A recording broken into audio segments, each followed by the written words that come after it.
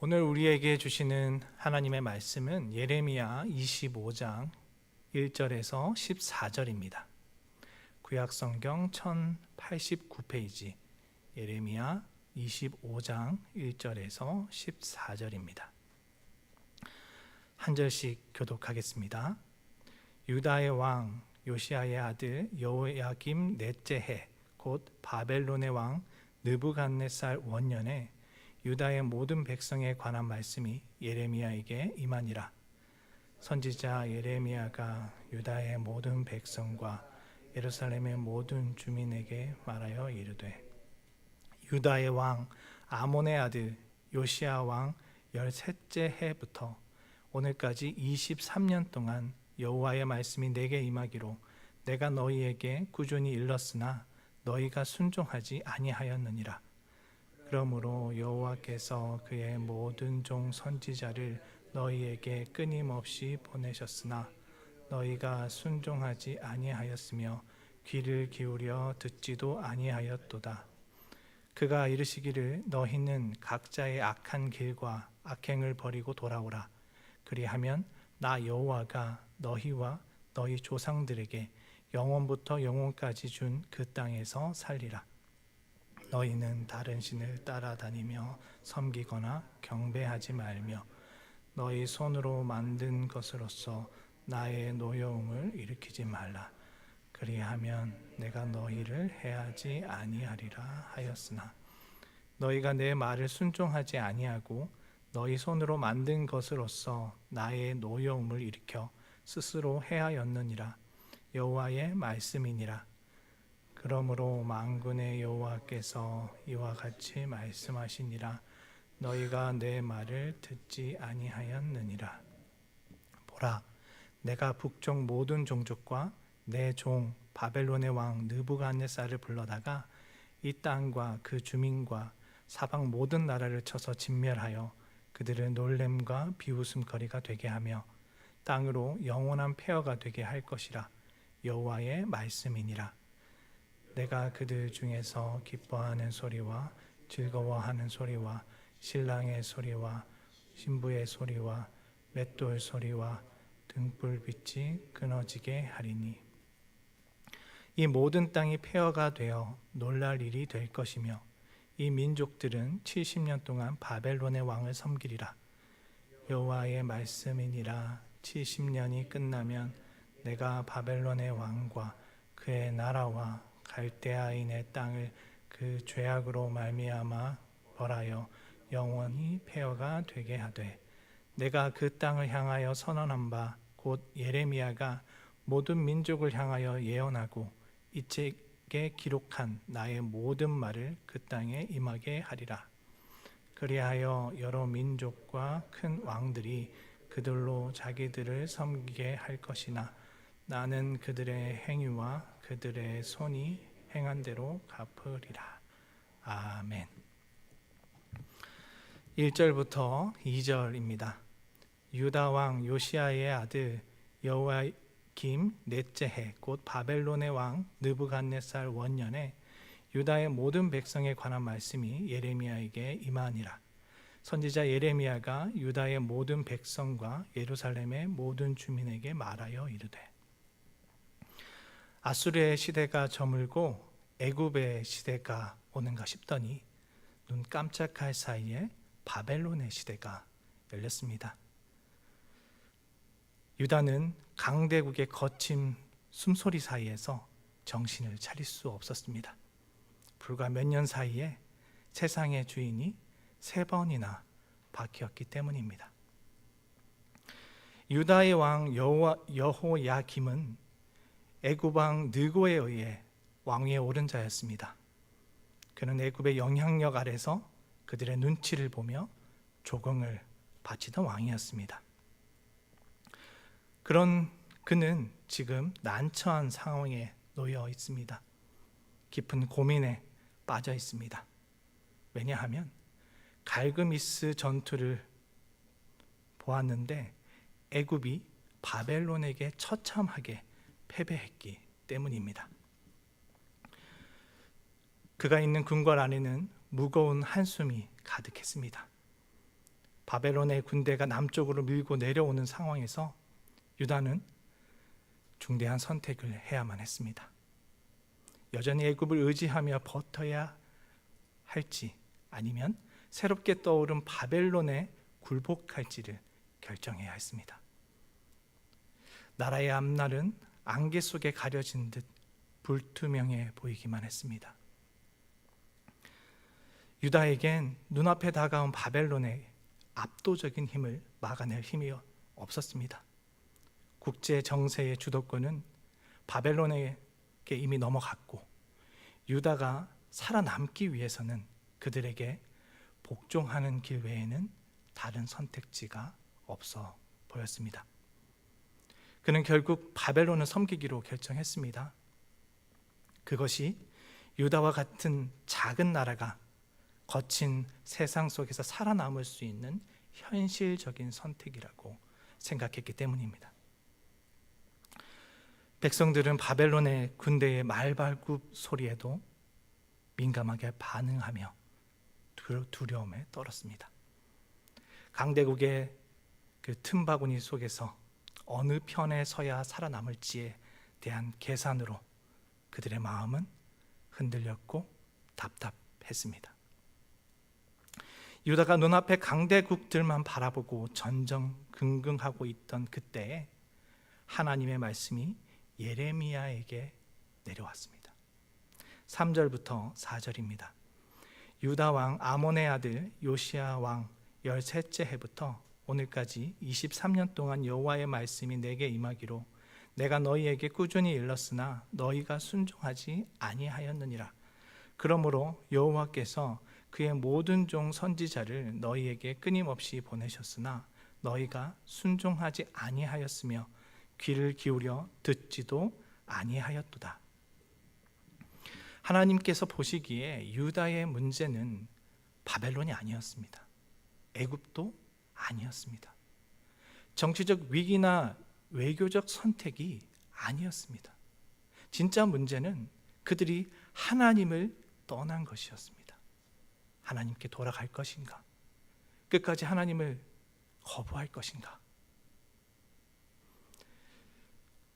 유다가 바벨론의 위협을 마주하기 훨씬 전부터 하나님은 이것에 대해서 끊임없이 말씀해 오셨습니다. 예레미야는 요시야 통치 제13년에 부름을 받았습니다. 그리고 여호야김 제4년에 이르기까지 무려 23년 동안 하나님의 말씀을 전했습니다. 결코 짧은 시간이 아닙니다. 하나님께서 그를 통해서 한두 번 경고하시고 회개를 촉구한 것이 아닌 것입니다. 하나님은 침묵한 적이 없으셨고 오랜 세월 끊임없이 말씀하셨습니다. 사람들은 심판을 선포하는 예레미야의 메시지를 듣기 싫어했습니다. 그가 가는 곳마다 조롱을 했고 그를 때렸습니다. 때로는 예레미야는 차가운 착고에 채워지기도 했습니다. 아무도 귀 기울이지 않는 백성 앞에서 날마다 하나님의 말씀을 전한다라는 것은 결코 쉽지 않은 일이었을 것입니다. 예레미야는 한때 깊은 낙심에 빠져 더 이상 말씀을 전하지 않겠다고 마음먹은 적도 있습니다. 그러나 그는 멈출 수 없었습니다. 그 이유는 하나님의 말씀이 그에게 임했기 때문입니다. 말씀을 전하지 않으려고 해도 하나님의 말씀이 그 마음속에서 불같이 타올랐습니다. 그 불은 골수에 사무쳐 견딜 수 없을 만큼 그를 사로잡았습니다.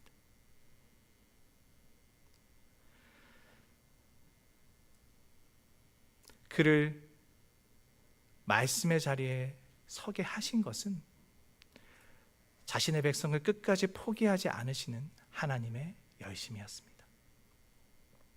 하나님은 또한 예레미야 한 사람만 보낸 것이 아니었습니다. 스바냐와 하박국 같은 선지자들을 같은 시대에 보내어 죄악을 꾸짖었고 심판을 외치게 했습니다. 하나님은 자신의 종들을 끊임없이 보내 백성들을 돌이키려고 했습니다. 하지만 백성들은 귀 기울여 듣지 않았습니다. 예레미야가 눈물로 메시지를 전했던 23년이란 시간은 실패의 시간이 아닙니다. 그것은 하나님께서 유다를 기다렸던 시간이었습니다. 그들은 자신의 신을 벗고 성실한 마음으로 하나님 앞에 순종하며 나아가야 했습니다. 5절부터 7절입니다. 그가 이르시기를 너희는 각자의 악한 길과 악행을 버리고 돌아오라. 그리하면 나 여호와가 너희와 너희 조상들에게 영원부터 영원까지 준 그 땅에 살리라. 너희는 다른 신을 따라다니며 섬기거나 경배하지 말며 너희 손으로 만든 것으로서 나의 노여움을 일으키지 말라. 그리하면 내가 너희를 해하지 아니하리라 하였으나 너희가 내 말을 순종하지 아니하고 너희 손으로 만든 것으로서 나의 노여움을 일으켜 스스로 해하였느니라. 여호와의 말씀이니라. 하나님께서 선지자들을 통해 전한 메시지는 두 가지였습니다. 각자의 악한 길과 악행을 버리고 여호와께 돌아오라는 것, 그리고 다른 신을 따라다니며 섬기지 말라는 것이었습니다. 이것은 새로운 요구가 아니었습니다. 하나님은 출애굽 이후 줄곧 이것에 대해서 말씀해 오셨습니다. 하나님은 그들에게 땅을 주셨고 그곳에서 어떻게 살아가야 하는지에 대해서 알려주셨습니다. 그들이 만약 하나님께 충성하고 말씀에 순종하면 그 땅에서 평안히 살아갈 수 있었습니다. 하지만 유다는 그것과 정반대의 길을 갔습니다. 바알과 아세라를 비롯한 수많은 우상을 유다 땅에 채워 넣었습니다. 하나님의 임재가 거해야 할 그 성전에도 우상이 있었고 하나님의 말씀은 듣지도 않았습니다. 하나님 대신 자신들이 손으로 깎아 만든 우상을 오히려 붙들었습니다. 생명도 없고 보지도 못하고 듣지도 못하며 말하지도 못하는 그 우상입니다. 하나님은 백성들에게 그들의 손의 행위로 자신을 노엽게 하지 말라고 하셨습니다. 그러면 결코 해하지 않겠다고 하셨습니다. 그들에게 회개의 길은 열려 있었습니다. 돌이킬 기회도 주어졌습니다. 말씀도 있었습니다. 그러나 그들은 끝내 우상을 선택했습니다. 그들 스스로 파멸의 길로 나아간 것입니다. 이제 하나님은 더 이상 권면이 아닌 선언으로, 판결로서 그들에게 나아가기 시작했습니다. 7절은 이렇게 끝납니다. 여호와의 말씀이니라. 여기서 사용된 단어는 일반적으로 말씀을 의미하는 다바르가 아닙니다. 네움입니다. 이 네움은 선언, 판결, 최종적 선고의 의미를 담고 있습니다.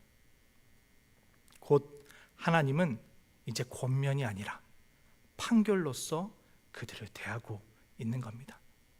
유다는 이것을 듣고 돌이켜야 합니다. 8절부터 9절입니다.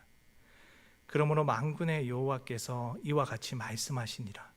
너희가 내 말을 듣지 아니하였느니라.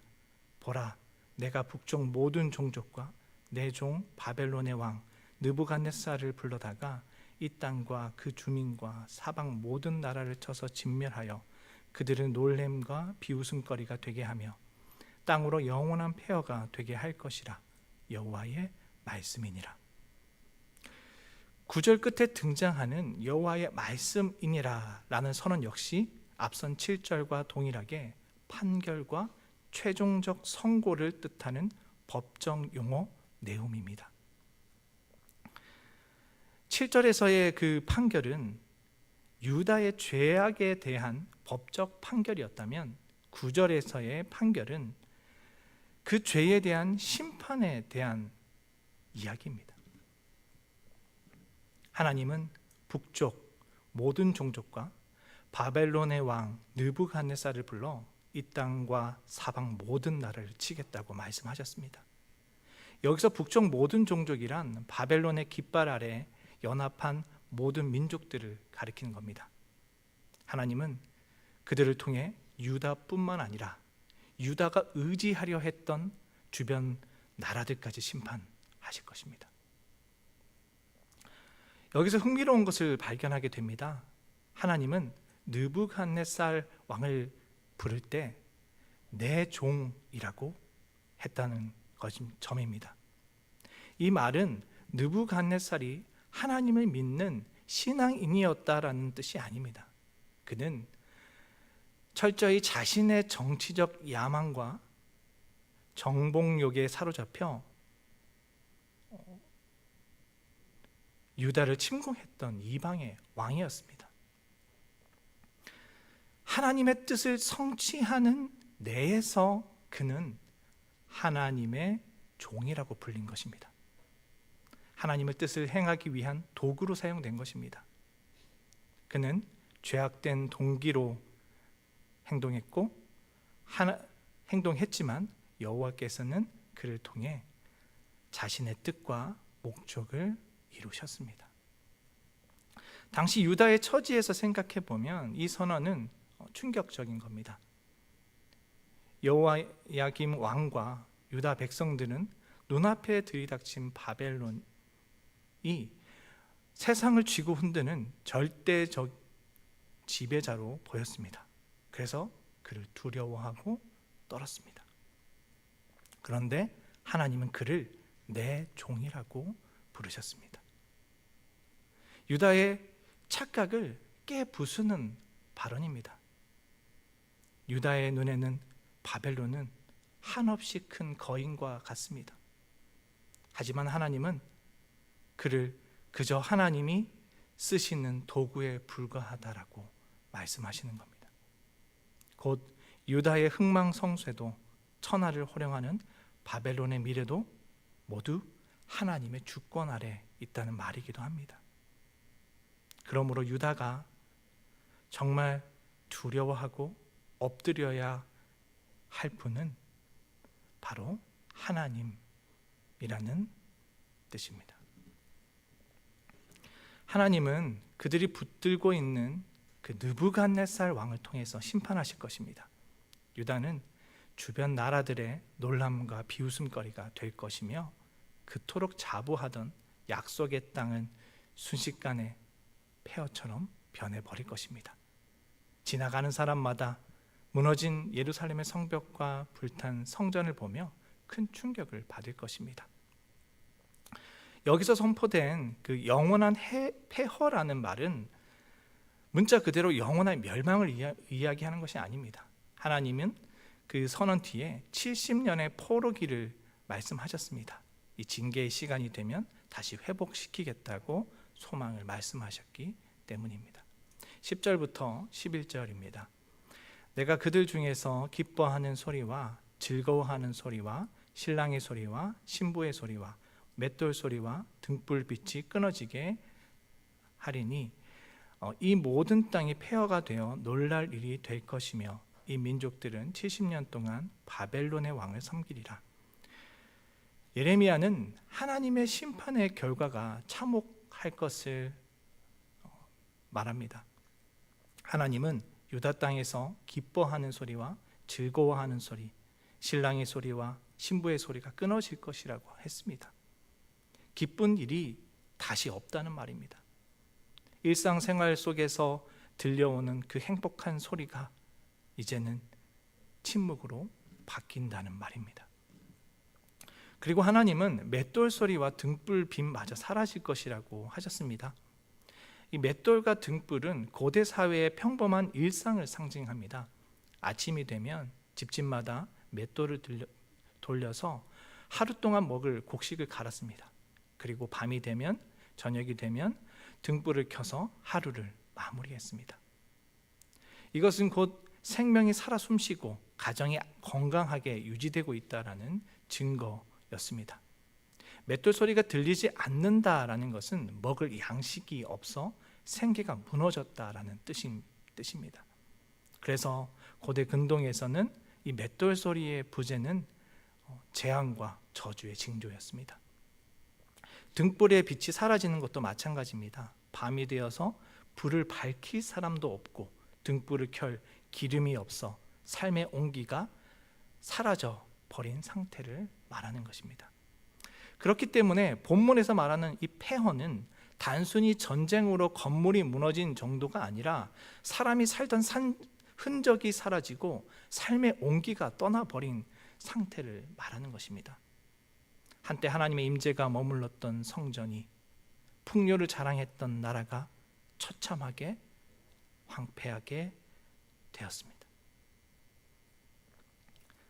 훗날 그곳을 지나는 사람들은 이것을 보며 충격을 받고 놀라게 될 것이라고 하나님은 말씀하셨습니다. 이 두려운 선포의 한복판에서 하나님은 징계가 얼마나 지속될 것인지도 말씀해 주셨습니다. 이 민족들은 70년 동안 바벨론의 왕을 섬기리라. 하나님이 정하신 이 징계의 기한은 70년이었습니다. 이 70년이라는 건 한 세대를 가리키기도 합니다. 포로로 잡혀간 1세대의 그 선조들이 고향 땅을 다시 밟지 못하고 오는 시간이라고 보기도 합니다. 이 70년이라는 숫자에는 절망적인 그런 의미만 담겨 있지 않습니다. 징계의 끝이 있기 때문입니다. 그리고 그 시간을 정하신 분은 바로 하나님입니다. 12절부터 14절입니다. 여호와의 말씀이니라 70년이 지나면 내가 바벨론의 왕과 그의 나라와 갈대아인의 땅을 그 악으로 말미암아 벌하여 영원한 폐허가 되게 하되 내가 그 땅을 향하여 선언한 바 곧 예레미야가 모든 민족을 향하여 예언하고 이 책에 기록한 나의 모든 말을 그 땅에 임하게 하리라. 그리하여 민족과 큰 왕들이 그들로 자기들을 섬기게 할 것이나 나는 그들의 행위와 그들의 손이 행한 대로 갚으리라. 12절에도 여호와의 말씀이니라가 나옵니다. 여기서도 이 말씀은 앞에서 사용된 것과 같은 내용입니다. 바벨론에 대한 판결입니다. 70년이 끝나면 바벨론은 자신의 죄로 심판받을 것입니다. 그들이 아무리 강해 보여도 하나님의 정하신 시간이 오면 그들의 권세도 끝난다라는 말입니다. 그들은 심판을 위해 일시적으로 주어졌던 권한을 자신의 힘인 양 착각하고 악용했습니다. 그들은 교만했고 유다를 잔인하게 짓밟았습니다. 하나님은 그에 대한 죄값을 치르게 하신다고 합니다. 이 느부갓네살이 9절에서는 내 종이라고 불렸는데 12절에서는 바벨론의 왕이라고 불리고 있고, 그리고